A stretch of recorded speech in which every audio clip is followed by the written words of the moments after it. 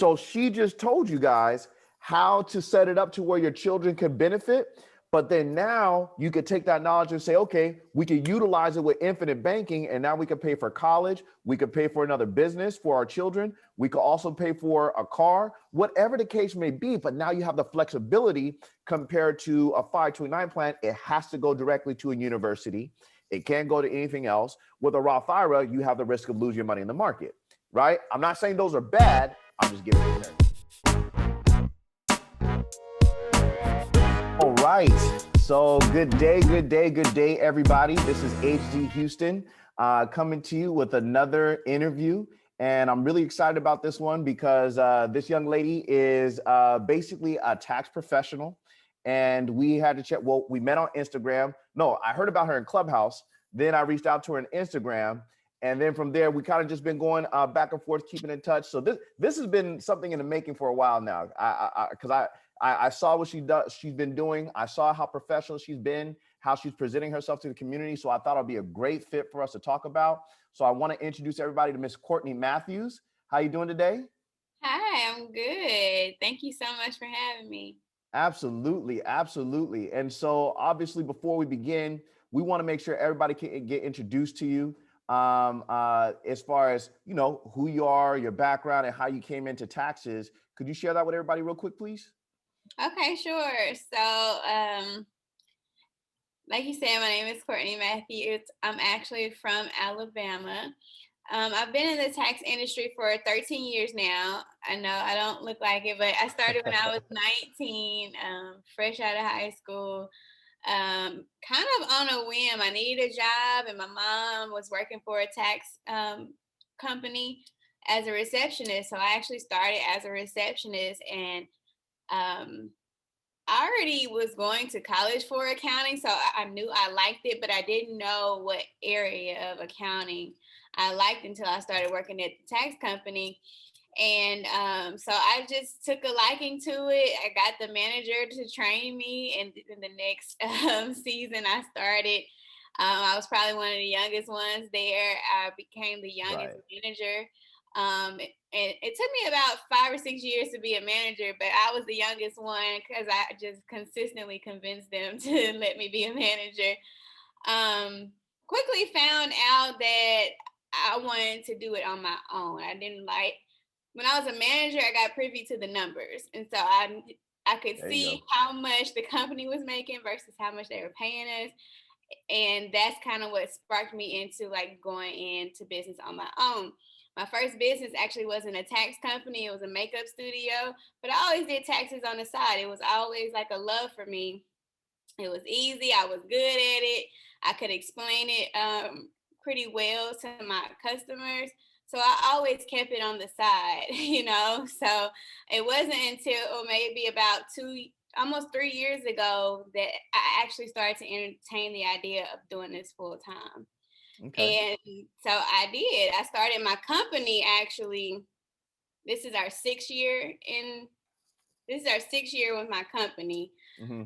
But like I said, I always did on the side. Mm-hmm. Mm-hmm. This year was a little different because I jumped full force into it. I quit my corporate job.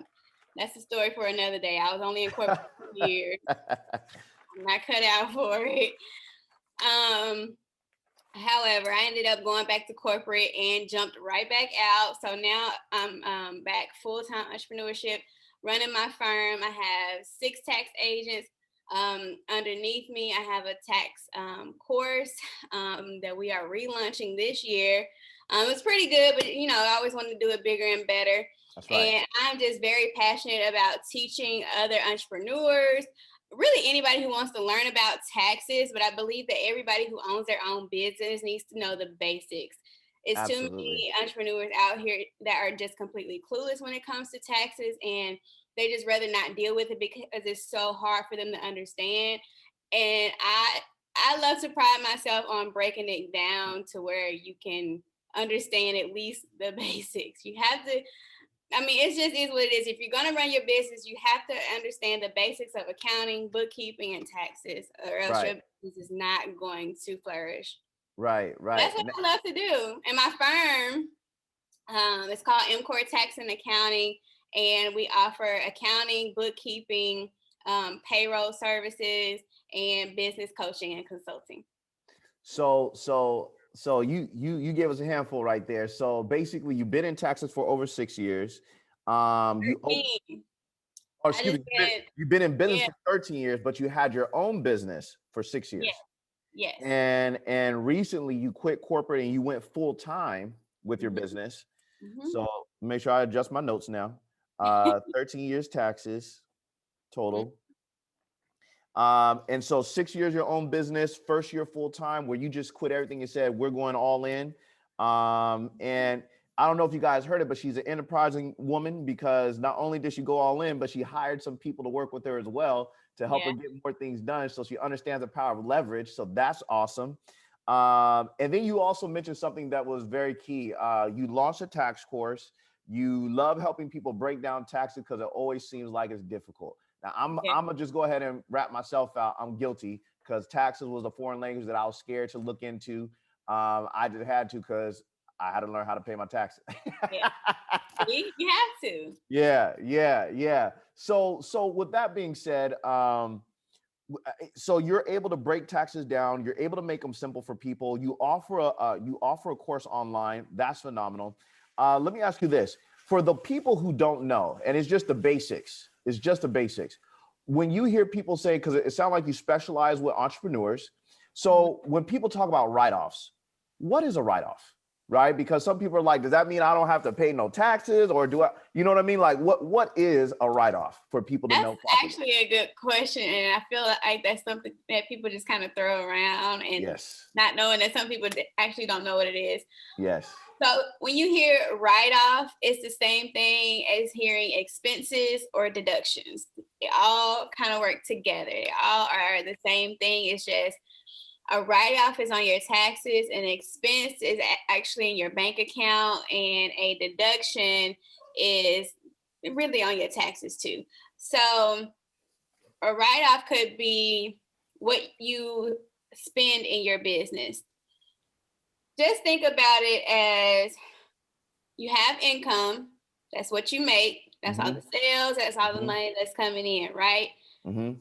Income taxes. It's a tax that is based on your income. Mm-hmm. So in order to reduce that tax or that your overall tax bill, you want to have a good amount of write-offs, which are deductions, right? To take away from your income to ultimately make the amount that you owe on income taxes less. So throughout the year, if you're spending money on photos, advertising, marketing dollars, you hire help. Even your meals now are 100% deductible for this year. And you're tracking these expenses, and then when it comes tax time, you're writing them off as a deduction. So just to summarize, just so I'm clear, we said that, so basically write-offs is basically a deduction of income on income, because you're taxed on the income that you make. So in order to get a write-off, you have to spend money. That's basically what that means. You got to spend money. So if you are just making money and you have no expenses, You're just going to pay more in tax. Just be Got you. Okay. And so it really boils down to, do you want to spend the money for your business and to further your business, or do you want to give it to Uncle Sam? That's the best way to explain a write-off, now, right? there are some ways around it. That's not the end all be all. You can put your money in investments to where it's not technically income. It's an asset and it's in an investment.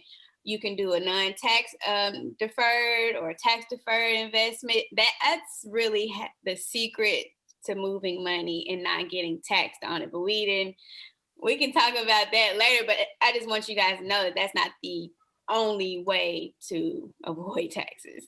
Got you. But the ultimate thing is we got to be making money. We got to have income in order to get write-offs, or to get a write-off. Well, not essentially. You have start-off businesses who are basically putting out more money than is coming in. I've seen that a lot, and basically they're taking a loss. they had like $100, just figuratively, $100 in sales, but they spent $1,000. They have a loss of $900. So there's no. Got it. Yeah. Okay. Okay. So it's possible.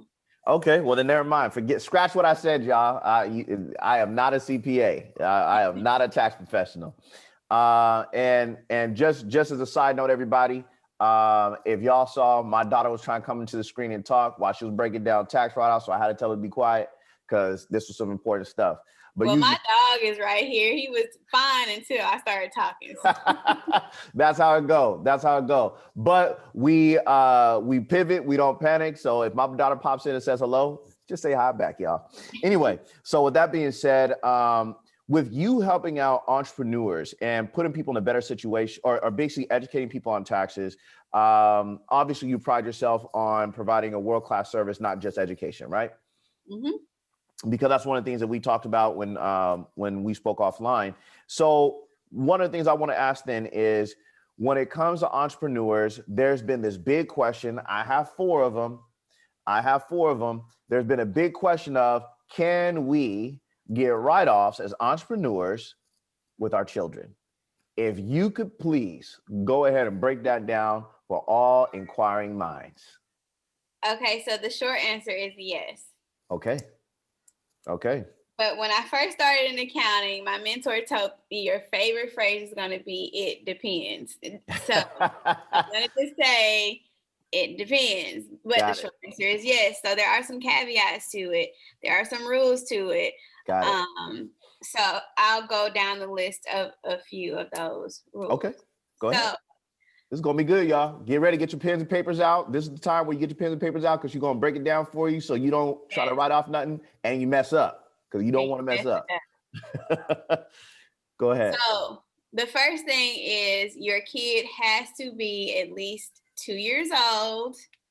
In some cases younger, if they're like a baby model or something like that. Mm-hmm.